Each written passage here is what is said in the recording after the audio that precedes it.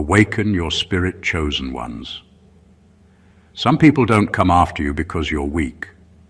They come after you because your existence is an inconvenience to their beliefs. There are battles you don't sign up for, yet they find you anyway.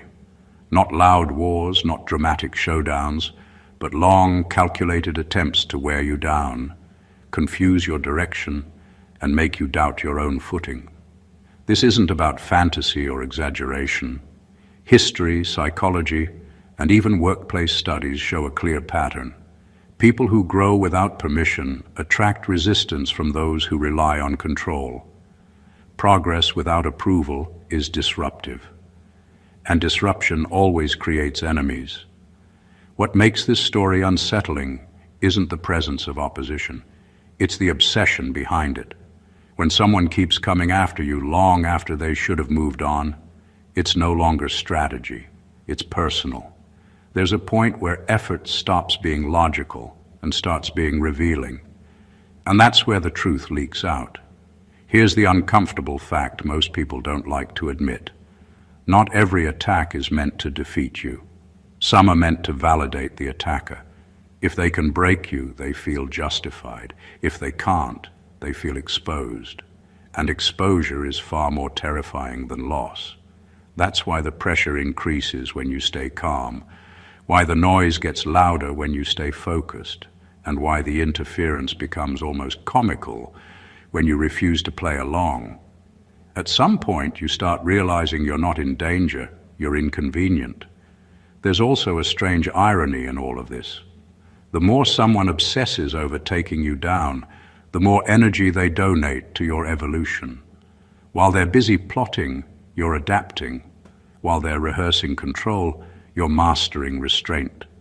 It's like someone trying to push over a wall only to accidentally help reinforce it. Exhausting for them, educational for you.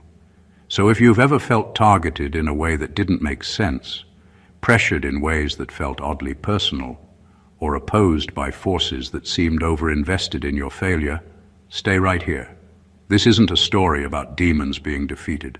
It's about how obsession collapses when it meets clarity, and how the real victory happens when the war stops having access to you at all. Number one, the obsession wasn't about destroying you, it was about proving you shouldn't exist.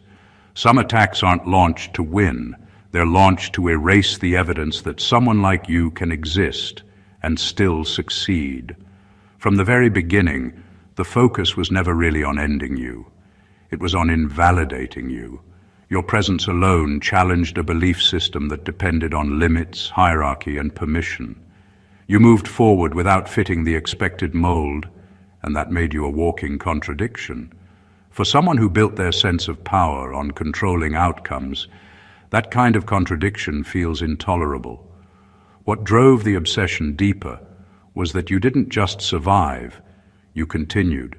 You didn't collapse into the role that was silently assigned to you. You didn't shrink, self-destruct, or retreat into apology. Each step you took forward quietly exposed a flaw in their thinking. If you could exist, grow, and stay grounded without following their rules, then maybe their rules were never universal to begin with.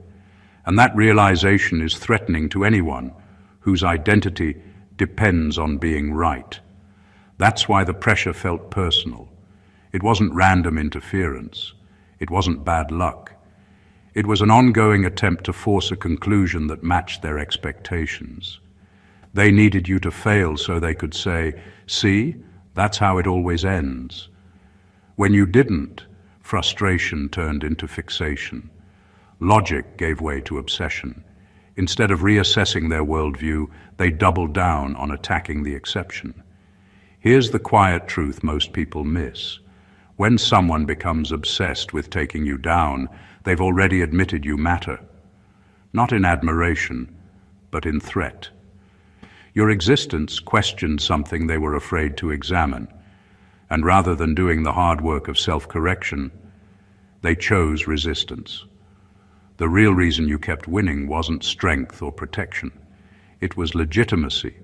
You were living proof that their narrative wasn't complete. And no matter how many times they tried to overwrite that fact, reality kept backing you up. That's why the attacks never brought peace. They were never meant to end you. They were meant to silence the truth your life was telling. Number 2, you were targeted because your progress exposed their shortcuts. People don't usually go after someone just for existing. They go after the ones who shine a light on their weaknesses. Your growth wasn't flashy or loud, but it was consistent, real, and undeniable. And that consistency exposed the cracks in the shortcuts others had been relying on for years. While they were trying to cut corners, bend rules, or manipulate outcomes to look successful, you were moving forward the hard way, learning, adapting, and building something that couldn't be faked. That made you a mirror they couldn't ignore, reflecting every gap, every failure, and every compromise they had ever taken to get ahead. That's what drove the obsession. It wasn't just jealousy. It was the panic of someone who suddenly realizes that their entire system of control, efficiency, or superiority is fragile, even fraudulent. Your progress forced them to confront a truth they couldn't accept. Real growth doesn't need approval, shortcuts, or manipulation to succeed. And because your path was visible, it threatened the narrative they'd been selling themselves and others for so long. Every attack, every attempt to push you down was less about you personally and more about their discomfort with being exposed. They wanted to protect their illusion, but the more they tried, the more obvious it became that their methods were nothing compared to your steady advancement. The obsession escalated because no shortcut could outmatch persistence, authenticity, and resilience. And here's the subtle twist. While they were busy trying to take you down, they were showing the world how fragile their own progress was. Every effort to stop you, every manipulation, every act of interference, only highlighted the difference between temporary success, built on cutting corners, and sustainable growth, built on persistence. You weren't just surviving attacks, you were revealing the weaknesses in their system without even trying. And that realization made them desperate, obsessed, and ultimately powerless against someone who simply refused to take the easy way out. Number 3, the attacks increased because you didn't break the way they expected. Most people who launch attacks, whether subtle or overt, have a script in mind. They expect fear, confusion, or a sudden collapse. They expect a moment where you falter, where doubt seeps in, where their influence finally lands. That's why their strategies are so predictable. They rely on human reactions that follow familiar patterns. But you didn't react the way they anticipated. You didn't crumble, panic, or lash out. You didn't feed the script they had rehearsed for months, maybe years. And that shattered their sense of control. The more you stayed composed, the more their attacks escalated. They weren't just testing your limits, they were testing the limits of their own understanding. Every calm response, every measured decision, every silent endurance forced them to invent new tactics on the spot. Obsession thrives on predictability, and when someone defies it, the obsession turns volatile. You didn't break, so they tried harder. You didn't panic, so they intensified. You didn't give them the satisfaction of a reaction, so they poured more energy into trying to provoke one. What they failed to see was that their increased aggression wasn't a sign of your weakness. It was a sign of your strength. Every attack they launched that didn't work reinforced your ability to anticipate, adapt, and stay grounded under pressure. Their desperation became your training ground. You began to recognize patterns, spot intentions, and deflect interference almost instinctively. While they were escalating out of frustration, you were learning to move through challenges without giving them leverage.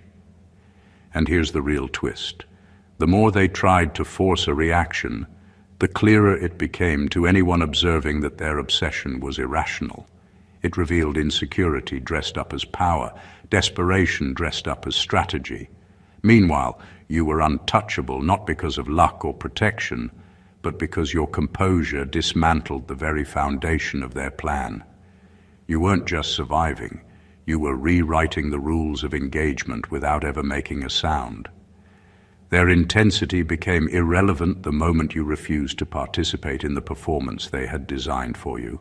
Number 4, each defeat taught you how their system actually functions. Every time you faced an attack, a trap, or a push meant to break you, it wasn't just a challenge, it was a lesson. While most people see defeat as an endpoint, you experienced it as a window into the machinery behind the attack. Every manipulation, every attempt to destabilize you revealed patterns. You began to understand not just the tactics, but the logic, or the lack of it, that powered them. You learned where the pressure points were, how control was maintained, and which parts of their system relied on fear, distraction, or overconfidence. Each failed attempt to harm you exposed the skeleton of their plan. This knowledge became your secret weapon. You didn't just survive, you collected data in real time. You observed timing, sequences, triggers, and weaknesses. You recognized repetition, the predictable ways they escalated pressure when met with calm resistance. The more you paid attention, the more obvious it became that their attacks weren't infinite. They were formulas. Every formula, once understood, becomes predictable, and predictability gives you power. There's a subtle irony in this. The very attempts meant to end you were the ones that strengthened you. Every time a tactic failed, you gained insight, and insight breeds strategy.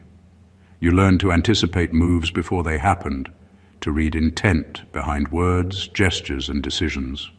What others used as fear tactics became a map of their system's limits. You started seeing not chaos, but structure, not aggression, but patterns you could navigate and exploit.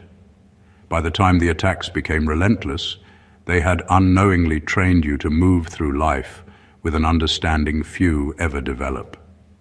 You didn't just build resilience, you built mastery over the forces trying to unseat you. While they believed they were teaching you submission, the truth was that every failure they inflicted revealed the architecture of their own obsession. And in knowing the system better than they did, you held the ultimate advantage, clarity, control, and the unshakable certainty that nothing they threw at you could catch you off guard again. Number 5, they underestimated how quickly awareness becomes armor. Awareness is quiet, subtle, and often overlooked. But it is one of the most powerful forms of protection.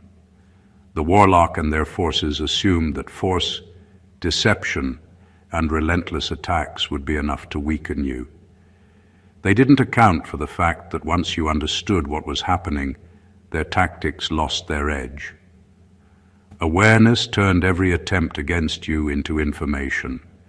Every manipulation, every scheme, every effort to destabilize you became a clue, a pattern, a guide to moving forward without harm.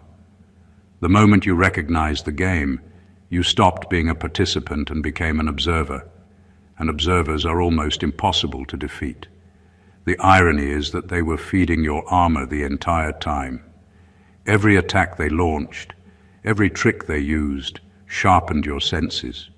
You started noticing not just what they were doing, but why.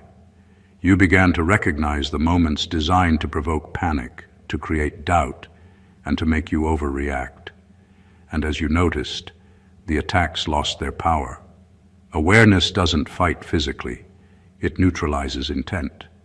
The Warlock's obsession, once terrifying, became almost laughable because their energy was wasted on a target that refused to react in the expected ways. Awareness also gave you freedom. When you knew the boundaries of the threat, you no longer needed to over-prepare or over-protect.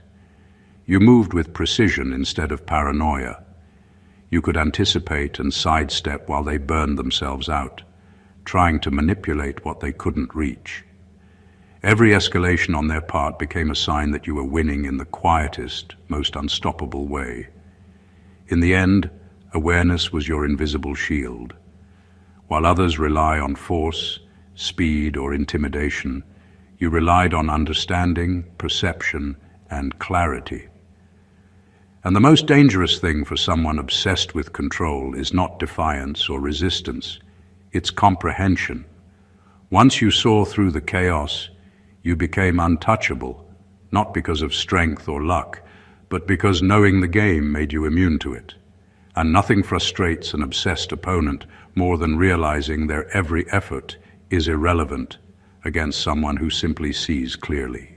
Number 6, you stopped feeding the fight with emotional reactions. One of the most powerful tools the Warlock relied on was your reaction.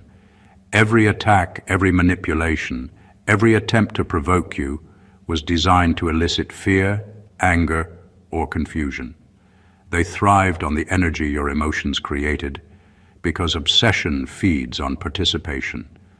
The moment you stopped giving it to them, the entire dynamic shifted. You didn't respond with panic or rage. You didn't argue, defend, or justify. You simply refused to play the part they had scripted. And that refusal was more devastating than any direct confrontation could have been. Emotion is currency in battles like this. And once you stopped spending it, their resources dwindled. Every plan that relied on your frustration, doubt, or despair suddenly became useless. They escalated, tried harder, but it didn't matter because the reactions they sought were gone.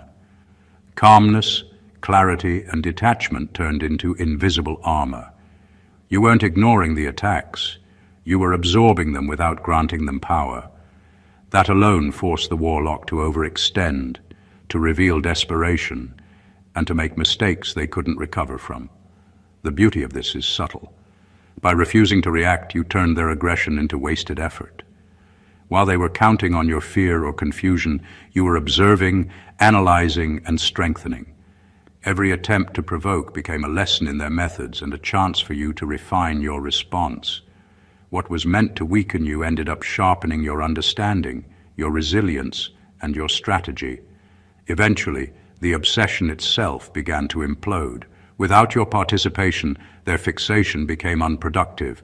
They were no longer controlling a battle. They were flailing at someone who had already moved beyond the fight. Your silence, patience, and emotional discipline became the most powerful weapon at your disposal. The Warlock might have expected a reaction, but instead, they encountered a force they couldn't manipulate, a presence that simply existed on its own terms. And in that space, the fight lost all meaning, because the only thing they could control, the energy you gave them, was no longer available. Number 7, your growth forced their demons into the open. There's a certain kind of power in simply existing, in moving forward with clarity and determination, that exposes what's hidden. The Warlock's demons thrived in secrecy, in the shadows where they could operate without observation. They relied on hidden threats, manipulations you couldn't see coming, and pressure you weren't aware of until it landed. But your growth, steady, undeniable, and uncompromising, acted like a spotlight. It forced these hidden forces into visibility. The more you advanced, the less room there was for their secrets to remain effective. Every step forward revealed patterns, strategies, and weaknesses they had counted on remaining hidden. This is why obsession became more desperate. Once their methods were visible, they lost the advantage of surprise, intimidation, and control. The demons, once lurking in the background, had to confront someone who could see them clearly. They were no longer ghosts that haunted from afar. They were entities whose every move could be tracked, anticipated, and neutralized. Growth, in this sense, is a form of revelation. It doesn't just protect you, it exposes the architecture of the forces trying to suppress you. There's also a psychological effect on the Warlock. The more you revealed without intending to, the more frantic their responses became. They couldn't hide behind the familiar cloak of intimidation because your clarity didn't allow it. Every attack, every manipulation, every attempt to undermine you was now visible, and that visibility stripped away their subtlety. They were forced into reactive moves, mistakes, and patterns that you could analyze and outmaneuver. Your growth didn't just shield you, it dismantled the foundation of their power. The demon's advantage depended on secrecy, misdirection, and your unawareness.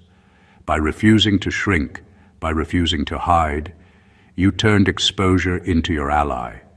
The forces that once seemed untouchable were now vulnerable to observation, strategy, and discipline. In the end, it wasn't brute force or luck that defeated them. It was the quiet, relentless fact that your evolution brought everything into the open, leaving them scrambling in the light of your clarity. Number 8. You learned that endurance outlasts aggression every time. There's a truth most people never fully grasp. Aggression is loud, intense, and exhausting, but it is temporary. Endurance, on the other hand, is quiet, steady, and unstoppable. The Warlock relied on bursts of attack, on rapid escalation, on chaos meant to overwhelm you. Their expectation was simple. Eventually, the pressure would break you. But what they didn't account for was your ability to endure. Every attempt to destabilize you collided with your patience, your clarity, and your refusal to succumb to panic. Aggression burns out quickly, but endurance doesn't. Endurance isn't passive. It's an active form of strength. You observed, adapted, and persisted while they were expending energy, chasing reactions, and trying to maintain control. The longer the battle dragged on, the more their intensity became a liability. Each attack they launched demanded energy, creativity, and focus, while your approach required none of that frantic energy. They were fighting for nothing while you were simply moving forward. That contrast eventually became unbearable for them. Aggression without return is not power, it's wasted effort. What makes endurance even more dangerous to an obsessed adversary is its predictability and stability. They couldn't outpace it, outsmart it, or exhaust it. No matter how relentless their attacks became, your calm persistence remained unshakable. Each attempt to provoke fear, doubt, or anger failed. Each attempt to break you only highlighted their diminishing control. In essence, your endurance turned their aggression against them. Every wasted effort, every failed tactic, every escalation only revealed the limits of their own power while reinforcing your own. Ultimately, endurance wins because it doesn't require spectacle, strategy, or ego. It simply outlasts the noise, the chaos, and the obsession. While they burned themselves out trying to provoke, manipulate, and control, you continued to move with intention and clarity. Aggression may make noise, but endurance makes history. By refusing to be shaken, you didn't just survive. You demonstrated a truth they could never match. Consistency, calm, and perseverance are forces that no intensity, obsession, or attack can ever defeat. Number 9. Your victories were quiet, which made them unbearable to watch. The most unsettling victories are often the silent ones. You didn't make a spectacle of your progress. You didn't shout, boast, or demand attention. Every success was subtle, measured, and undeniable. It was the kind of victory that seeps into reality without fanfare, the kind that grows while others are busy trying to manipulate, control, or intimidate. And that silence, the absence of dramatic confrontation, was what made your triumphs unbearable to the Warlock. They couldn't frame your wins as luck or a fluke, and they couldn't discredit your effort because it was steady, undeniable, and self-sustaining. The frustration of watching someone succeed quietly is corrosive. While the Warlock expected chaos, breakdowns, and emotional displays, you delivered calm, deliberate progress. Each step you took forward wasn't a clash. It was proof that the fight they waged wasn't necessary to define you. Their obsession was built on the hope that your victories would be loud, that they could claim them back or diminish them with theatrics. But your calm undermined that hope. Every small success, every personal milestone, every quiet moment of mastery became a mirror, reflecting not just your strength, but their own desperation. There's a particular kind of torment in watching someone advance without being provoked, without losing control, without becoming the story of your obsession. Your wins didn't require drama. They required consistency, focus, and clarity, things they couldn't replicate no matter how hard they tried. Each silent victory stripped them of their leverage, made their attacks feel irrelevant, and highlighted the futility of their obsession. Ultimately, your quiet triumphs were more than victories. They were a statement. They proved that power doesn't need spectacle, control doesn't need noise, and obsession cannot outlast calm determination. While they were burning energy to provoke a reaction, you were simply moving forward, growing and existing on your own terms. That is a kind of victory that not only succeeds, but also humiliates without saying a word. And for anyone consumed by control, there's nothing more unbearable than watching truth unfold silently, unstoppable and undeniable. Number 10. You broke the illusion that power requires cruelty. For those obsessed with control, the world operates on a simple equation. Power equals domination, influence equals intimidation, and success comes at someone else's expense. The Warlock believed that maintaining authority meant instilling fear, manipulating outcomes, and forcing compliance. That's how their system functioned, and that's why they expected you to bend, break, or retaliate. What they didn't anticipate was that your power didn't depend on cruelty. Your strength wasn't measured by the damage you could inflict or the fear you could provoke. It was measured by how steadily, calmly, and intelligently you moved through life, regardless of the attacks aimed at you. This realization was quietly devastating to them. Every act of manipulation, every attempt to provoke a reaction failed because your authority didn't come from aggression. It came from understanding, discipline, and clarity. By refusing to engage in the same destructive games they relied on, you demonstrated a truth they couldn't accept. True power doesn't need to harm others, it doesn't need to intimidate, and it doesn't need to dominate. It exists naturally, effortlessly, and with resilience that cruelty can never match. Their obsession escalated because they couldn't comprehend this model. They had built their identity around the idea that dominance was the only path to influence. When you refused to follow that path yet continued to succeed, it undermined the very foundation of their worldview. You weren't trying to prove anything, but your existence proved everything. That control built on fear is fragile, while strength built on principle is enduring. And here's the subtle brilliance of it all. Your approach didn't just shield you from attacks, it reshaped the battlefield.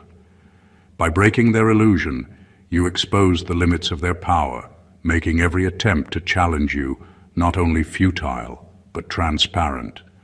While they relied on cruelty, you relied on presence, discipline, and quiet confidence. That difference wasn't just a tactic, it was a revelation. It forced them to face a reality they had never anticipated, that true influence doesn't come from hurting others. It comes from mastering yourself, and in doing so, becoming untouchable in a way cruelty can never achieve. Number 11, they couldn't predict you because you weren't driven by ego. Most people operate on predictable patterns because ego guides their decisions. Ego demands recognition, approval, and validation, and it reacts in ways that can be anticipated.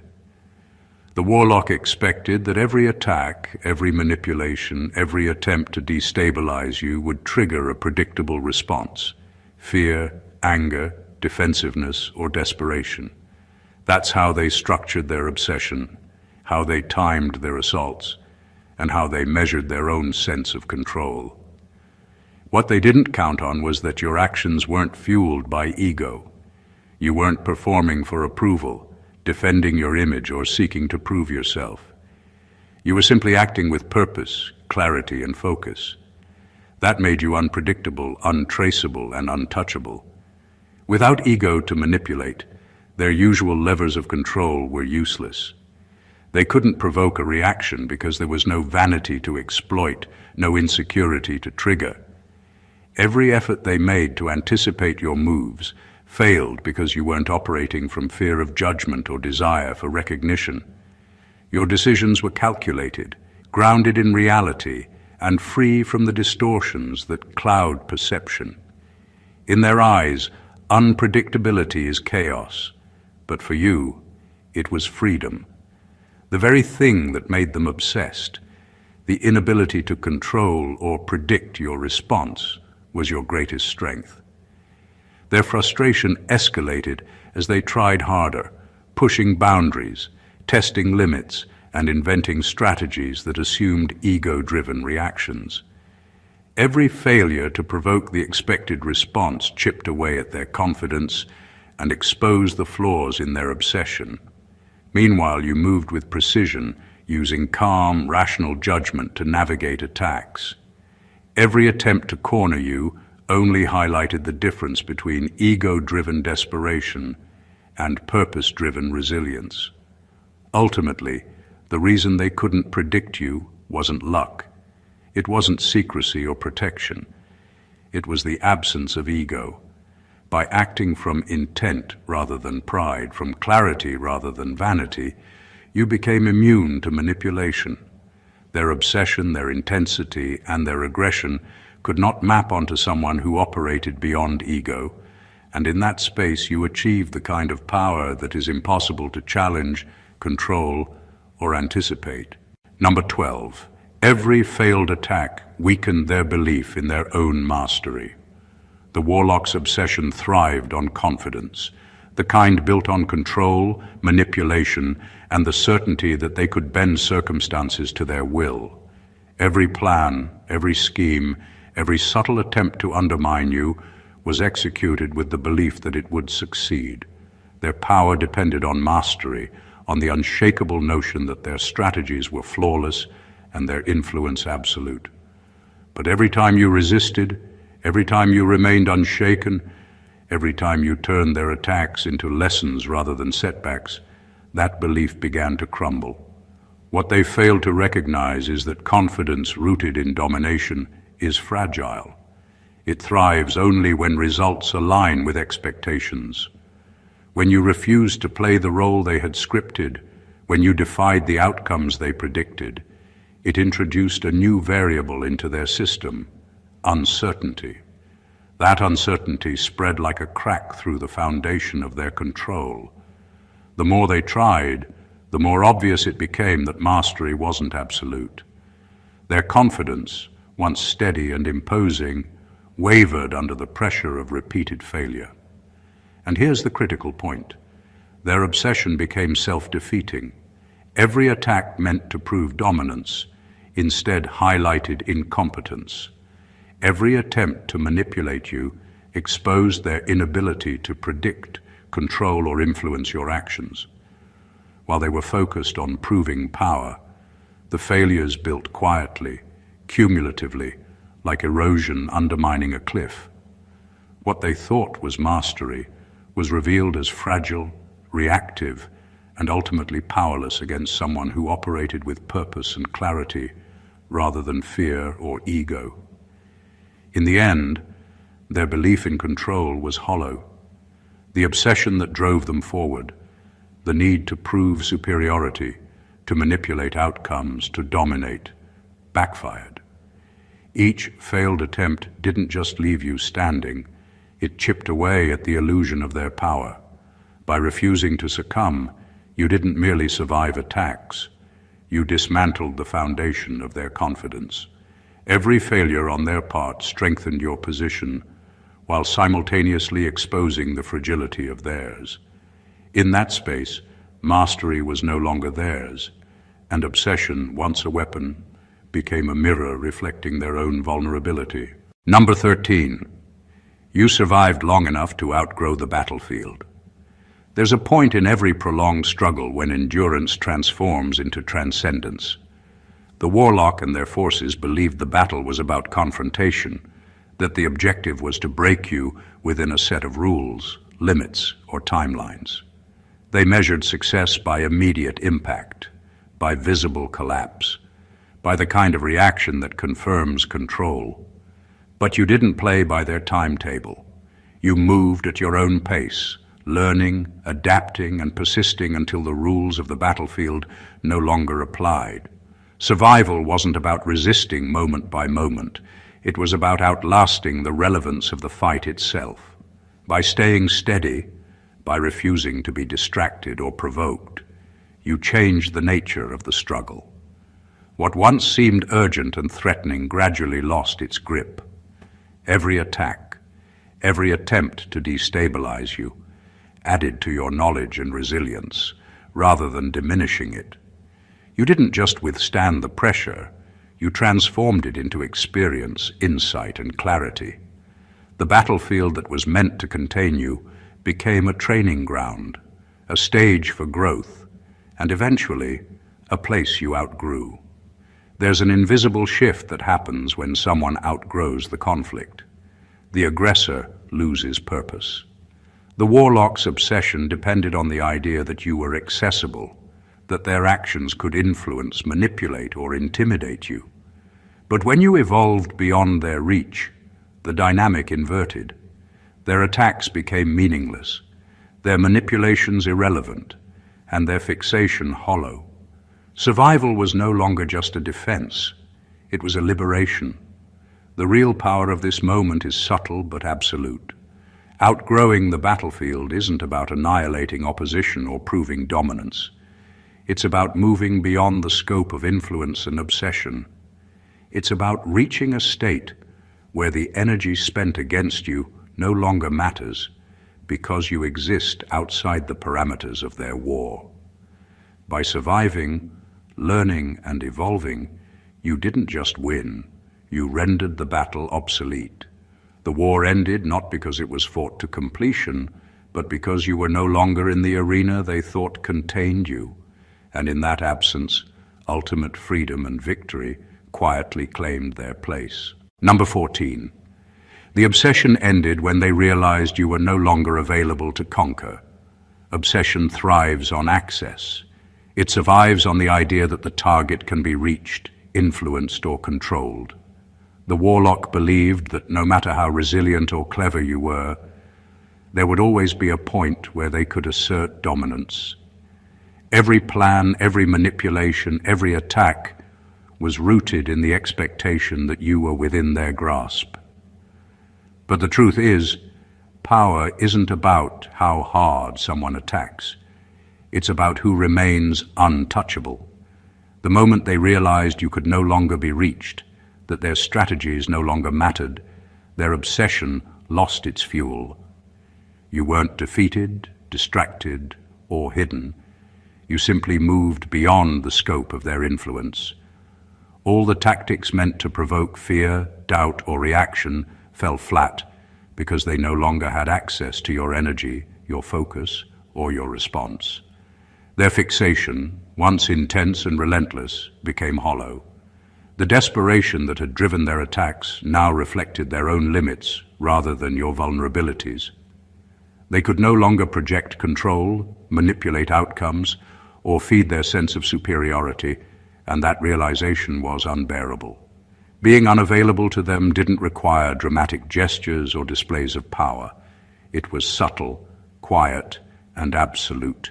You existed beyond the arena they thought contained you, operating from clarity, focus, and autonomy. Their obsession was not destroyed by confrontation. It was neutralized by absence. Without your participation, their energy was wasted, their purpose collapsed, and their fixation turned inward, exposing the fragility of their own need to dominate. The ultimate victory lies in this refusal of access. By existing on your own terms, unshaken and independent, you didn't just survive, you disarmed the very thing that sought to control you. Obsession dies when it meets someone who cannot be reached, and in that space, freedom is absolute. The Warlock's energy, their intensity, and their strategies became irrelevant because the one thing they depended on, you, was no longer within reach. In that quiet absence, the war ended, and victory was not taken. It was simply claimed by existing beyond their grasp.